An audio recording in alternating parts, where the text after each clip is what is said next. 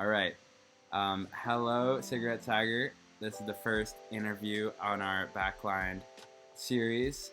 Today we have Harrison Hsiang with us from the band the Couchsleepers out of Burlington, Vermont. How you doing, Harrison? Happy to have you here. Thanks, Liam. I'm happy to be here. How are you doing? I'm doing great.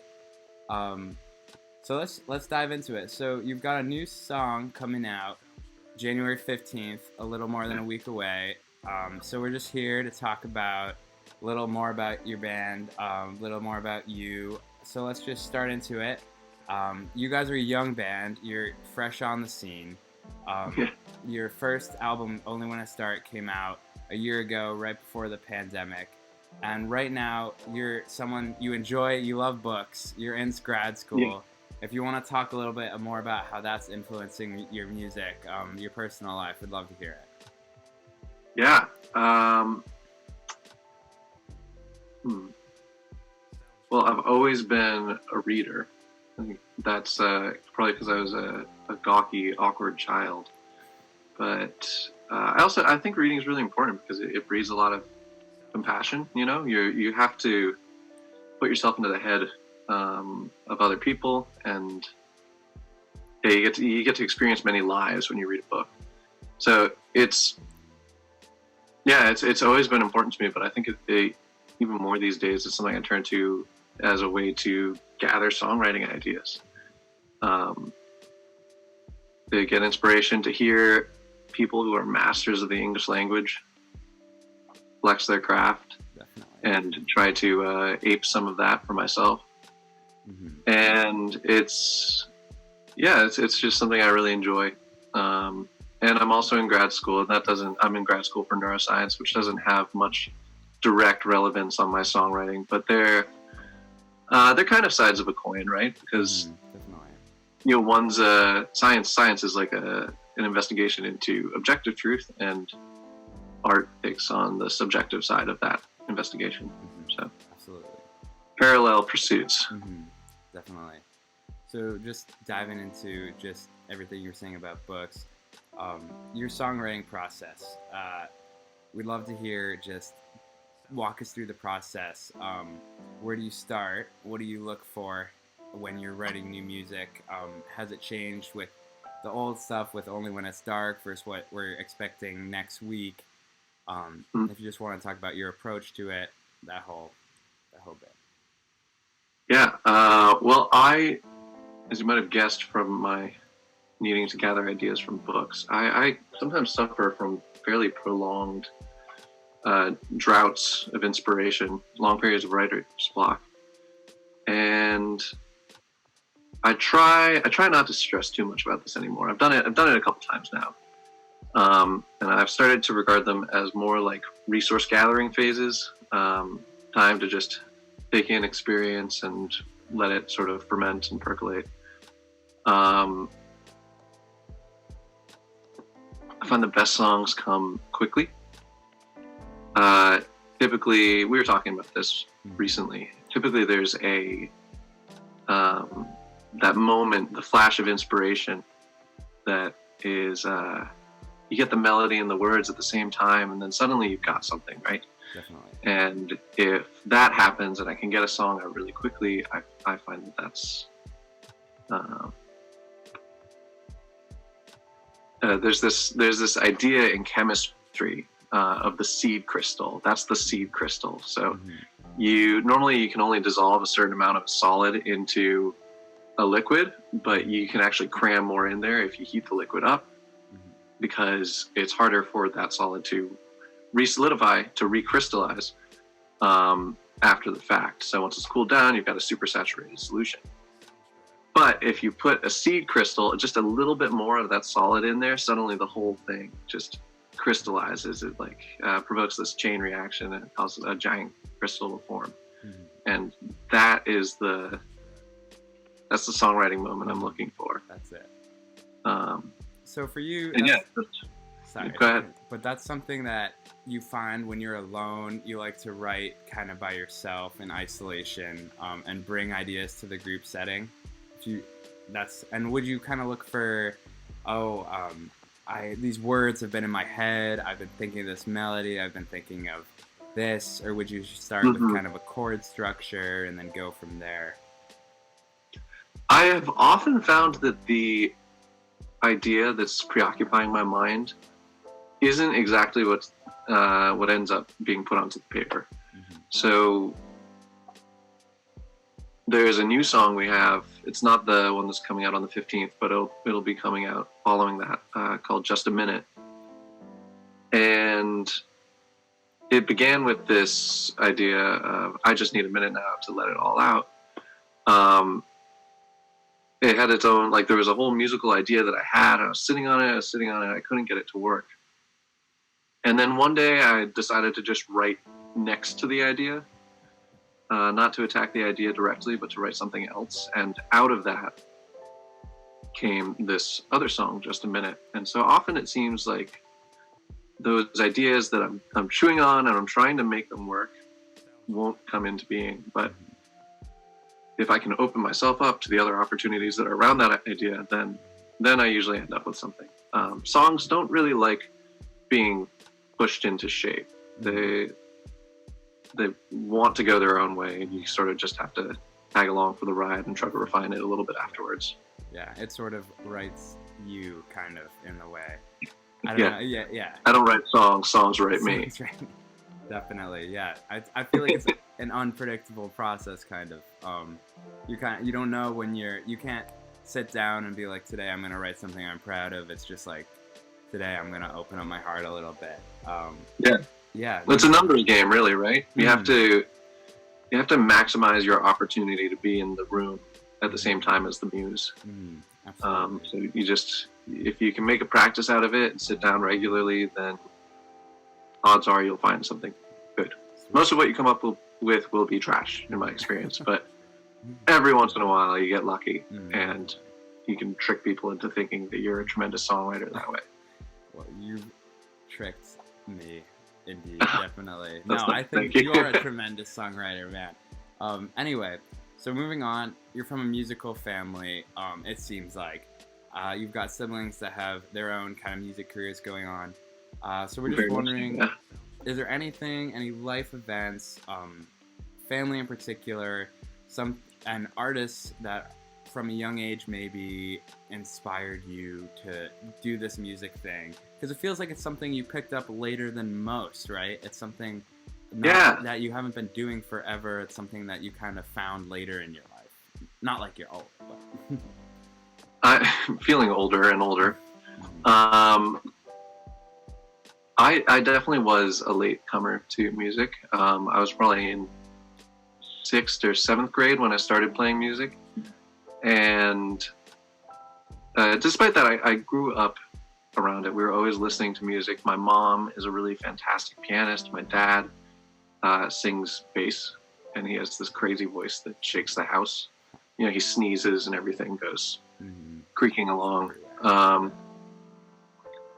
And so it was always around. And so I think discovering music sort of allowed things to click into place.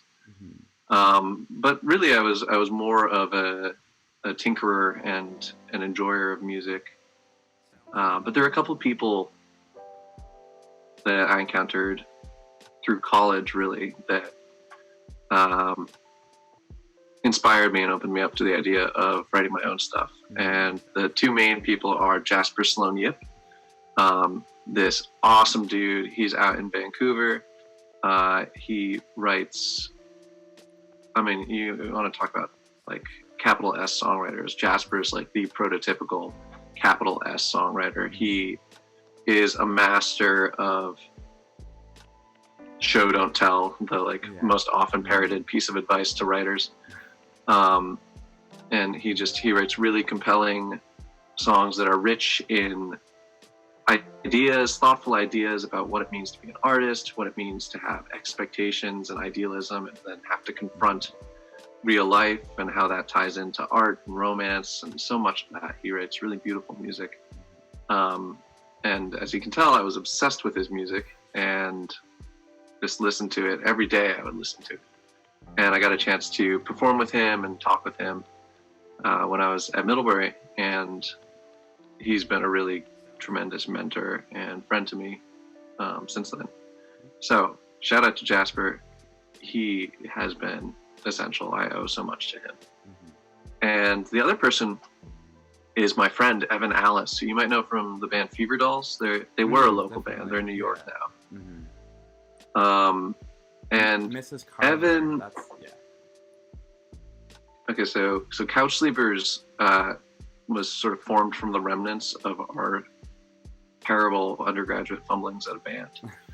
But in the intervening space, I started playing keys for the Fever Dolls, who were a really, I mean, Evan is a monster of a songwriter.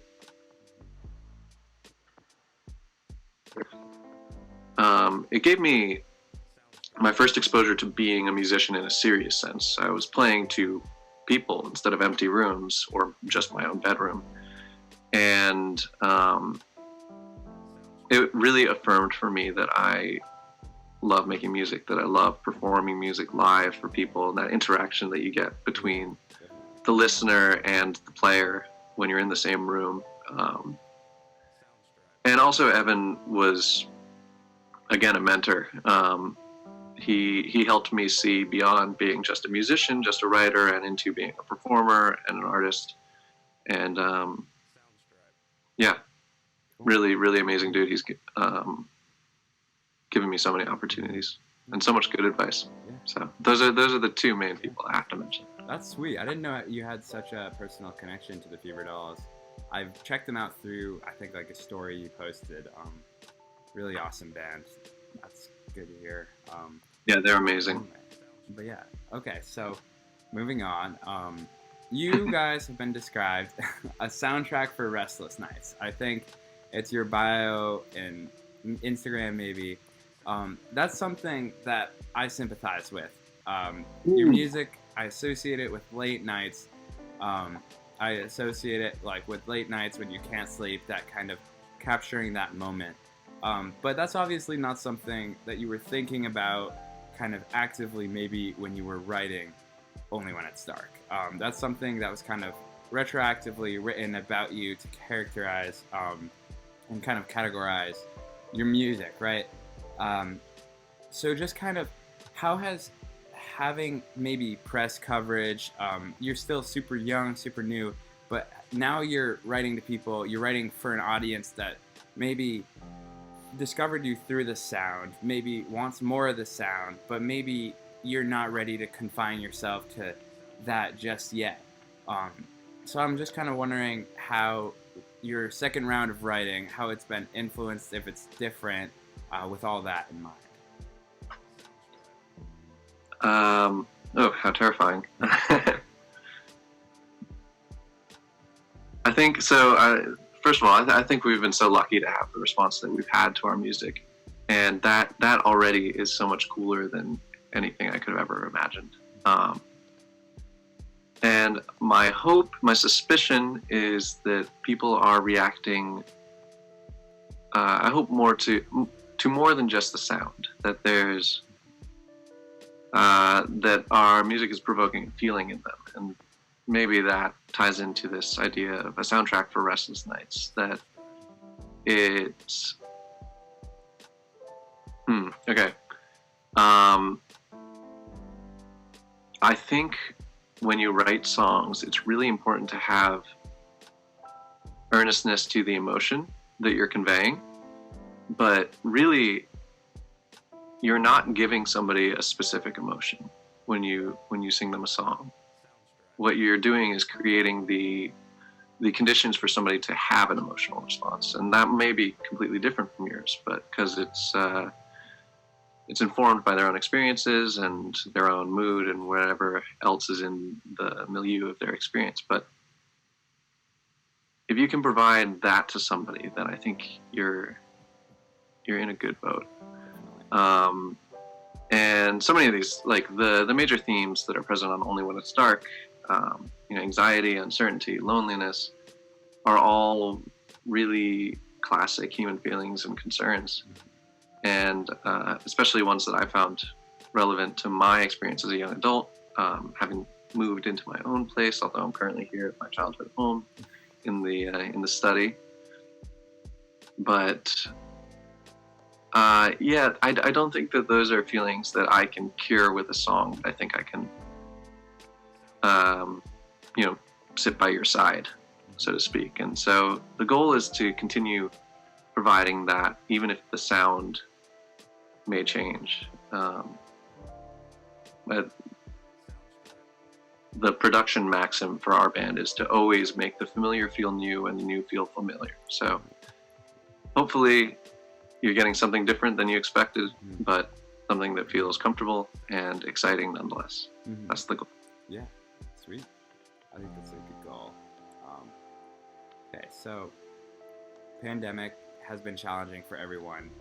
I'm not going to berate you with questions about how your time has been. You've been making the most of it with a lot of great live streams, a lot of production value in what you do.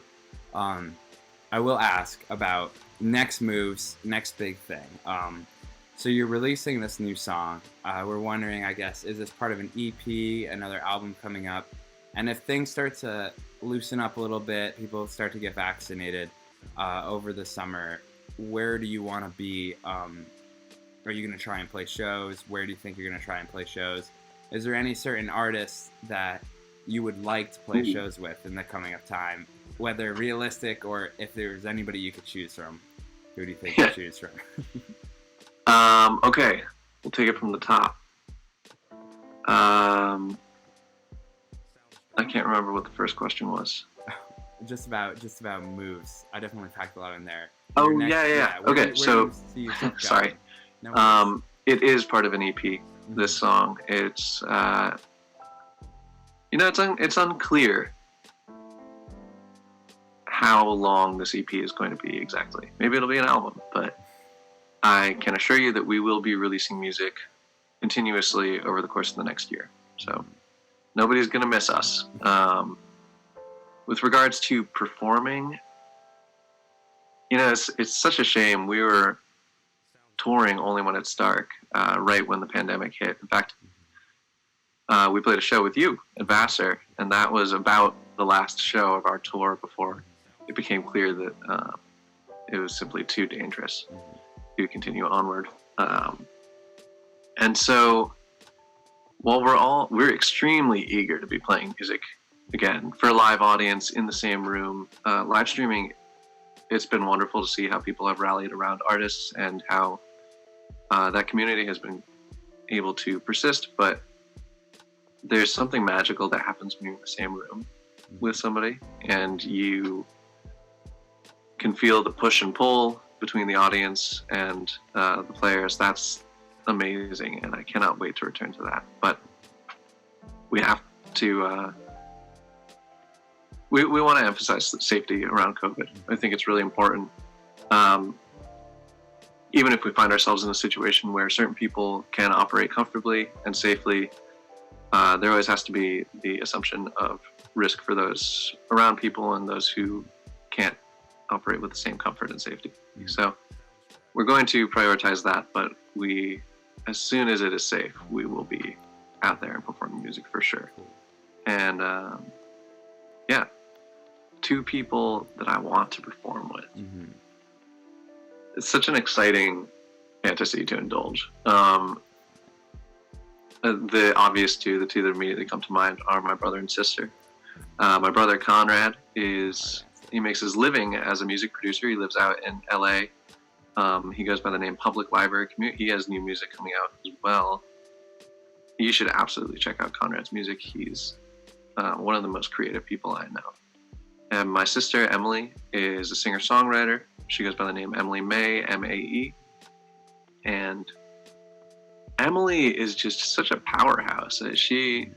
Earlier today, I was listening to her writing a song, as I do every day. She writes a song every day, and they're all amazing. And it's like the most jealousy-provoking thing to live underneath.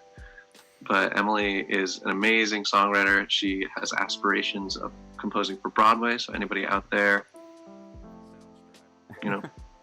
do what you can. I think it would be really wonderful to have all the Hsiangs performing on the same stage, the Hsiang Shingers. But beyond that, two artists that I'd really like to collaborate with would probably be Pinegrove. The drummer from Pinegrove contributed drums on this upcoming song, which is really exciting. He's a really good friend to us for a couple of years and has offered a lot of advice through the years. So it's great to finally be collaborating musically with him. But I'd love to share the stage with Pinegrove. They're a band that I really, really admire and aspire to emulate. And Broken Social Scene is the other one that comes to mind. Maybe a little bit less familiar depending on who you've been listening to, but they're like the forefather of the greatest indie rock to come out of like the 90s. They were the staple of Montreal indie rock. Every notable Canadian indie rock band you know, Arcade Fire, Feist, they were all, Kevin Drew, Stars, they were all members of this like giant collective, like 30, 40 musicians called the Broken Social Scene. And they're one of my all-time favorite bands, and that would be really cool. Okay, sweet. Yeah, well, thank you for being here. Everyone check out the Couchsleepers on any Instagram, Facebook, everywhere. They've got a subreddit going on, an r-couchsleepers. And the new single is coming out just over a week, January 15th, so make sure to tune into that. And once again, thank you for being here and talking with us. It was great to have you on. Everything. Thank you so much for having me, Liam. This was awesome.